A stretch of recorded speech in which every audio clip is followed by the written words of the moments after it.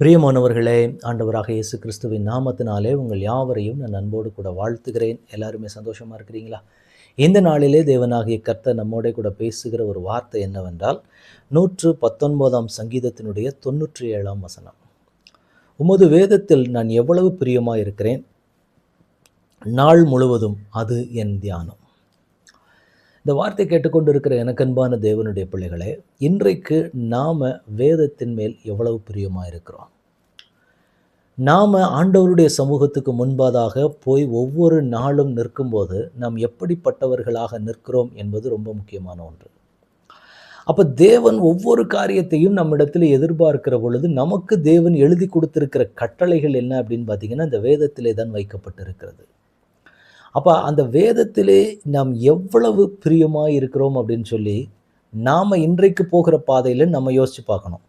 நாம வேதத்தின் மேல எவ்வளவு பிரியமா இருக்கிறோம். ஆனா இந்த மனிதர் சொல்லுகிற வார்த்தையை பார்க்கும்போது, உமது வேதத்தில் நான் எவ்வளவு பிரியமா இருக்கிறேன், நாள் முழுவதும் அது என் தியானம்.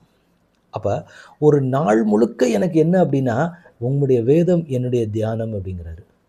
அப்ப இந்த வார்த்தை கேட்டுக்கொண்டிருக்கிற எனக்கன்பான தேவனுடைய பிள்ளைகளே, தேவன் உங்களிடத்திலும் என்னிடத்திலும் எதிர்பார்க்கிற ரொம்ப விசேஷமான ஒன்று, நான் வேதத்தை எவ்வளவாய் நேசிக்கிறேன். ஆண்டவருடைய வேதத்தை நான் நேசிக்கிற அளவு என்ன? இல்ல வேதத்தை கையில் எடுக்கிறதுக்கே எனக்கு ரொம்ப போரிங்கா இருக்குது. இல்ல வேதத்தை என்னால ஆர்வத்தோடு படிக்க முடியவில்லை. ஆண்டவருடைய வேதத்தின் மேல எனக்கு நாட்டம் அந்த அளவுக்கு இல்லைன்னு சொல்லக்கூடிய ஒரு நிலைமையில நாம நிற்க போகிறோமா? அல்லது இந்த மனிதர் சொல்றாரு, நாள் முழுவதும் அது என்னுடைய தியானம். அப்படி நான் வேதத்தை பார்க்கிறேனா? அல்லது ஒரு நாள்ல தினமும் அந்த காரியத்தை வசனத்தை எடுத்து நாம் பார்த்து தியானிக்கிற ஒரு அனுபவம் இன்னைக்கு நமக்குள்ள இருக்குதா? ஏதோ ஒரு நேரம் நம்ம எடுக்கிறதுக்கே நமக்கு அவ்வளோ கஷ்டமா இருக்குது. ஆனா இந்த மனிதர் என்ன சொல்றாரு அப்படின்னா, நான் எவ்வளோ பிரியமா இருக்கிறேன்னா, ஒரு நாள் முழுக்க கூட அந்த வேதத்தை தியானிக்கிறதுனா கூட நான் ரெடி. எப்படிப்பட்ட ஒரு அன்பு பார்த்தீங்களா தேவனுடைய வேதத்தின் மேல? இன்றைக்கு தேவன் நம்மகிட்ட எதிர்பார்க்கிறது அதுதான். ஒவ்வொரு நாளும் ஆண்டவருடைய சமூகத்தில் நின்று நம்ம ஜெபிக்கிறோம். இன்னைக்கு ஜெபம் எல்லாருக்குள்ளேயும் பரவி விட்டது. எல்லா பிள்ளைகளும் நம்ம போக்கிலும் வரத்திலும் ஆண்டவர் நம்மை பாதுகாக்க வேண்டும், பலப்படுத்த வேண்டும், பிள்ளைகளை ஆண்டவர் ஆசீர்வதிக்கணும்னு சொல்லி எல்லா காரியங்களுக்காக இன்னைக்கு ஜெபங்கள் வர ஆரம்பிச்சிருச்சு. ஆனா இன்னொரு பக்கத்துல என்ன ஆக ஆரம்பிச்சிருச்சு அப்படின்னா, இந்த ஜெபம் வந்ததுக்கு பின்னாடி அதிகபட்சமாக நிறைய பேர் என்ன பண்றதில்லை அப்படின்னா, ஜெபிச்சிட்டோம்ல போதும் அப்படிங்கிற ஒரு மனநிலைக்கு வந்துடுறோம். அதை தாண்டி என்ன நடக்கணும் அப்படின்னா, வேதத்தை கையில் எடுத்து நாம் தியானிக்கிற ஒரு பழக்கம் ஒவ்வொரு தேவனுடைய பிள்ளைக்கும் ரொம்ப முக்கியமான ஒன்று. இன்றைக்கு ஆண்டவர் நம்மகிட்ட அதைத்தான் எதிர்பார்க்கிறாரு. எனக்கன்பான தேவனுடைய பிள்ளைகளே, நீங்க அதை பண்ணுவீங்களா? நீங்க அதுக்காக ஜெபிப்பீங்களா? ஆண்டவரே, உம்முடைய வேதத்தை தியானிக்கிற கிருபை எனக்கு வேண்டும். நாள் முழுதும் உம்முடைய வேதத்தில் நான் பிரியமாய் இருக்கணும், அதை தியானிக்கணும். இரவும் பகலும் வேதத்தை தியானிக்கிற மனுஷன் பாக்கியவான் என்று வேதம் சொல்லுகிறது. அப்ப இந்த இரவும் பகலும் நான் வேதத்தை தியானிக்கிற ஒரு கிருபை எனக்கு வேணும். இன்னைக்கு எத்தனை பேர் நம்ம ஆண்டவரிடத்துல கேட்டுக்கொண்டு இருக்கிறோம்? எவ்வளவோ வேணும், வேலை வேணும், பதவி உயர்வு வேணும், இந்த ஆசீர்வாதம் வேணும், அது வேணும், இது வேணும்னு எவ்வளவு காரியத்தை நம்ம ஆண்டவரிடத்துல கேட்டுக்கொண்டு இருக்கிறோம். அதெல்லாம் நம்முடைய வாழ்நாளுக்கு நம்ம வாழ்வதற்கு அவையெல்லாம் தேவை. ஆனா இதை தாண்டி என்ன இருக்கு அப்படின்னு பார்த்தீங்க அப்படின்னா, வேதத்தின் மேல எனக்கு ஒரு பிரியம் உண்டாக வேண்டும். இந்த வேதத்தை நான் நேசிக்க வேண்டும்.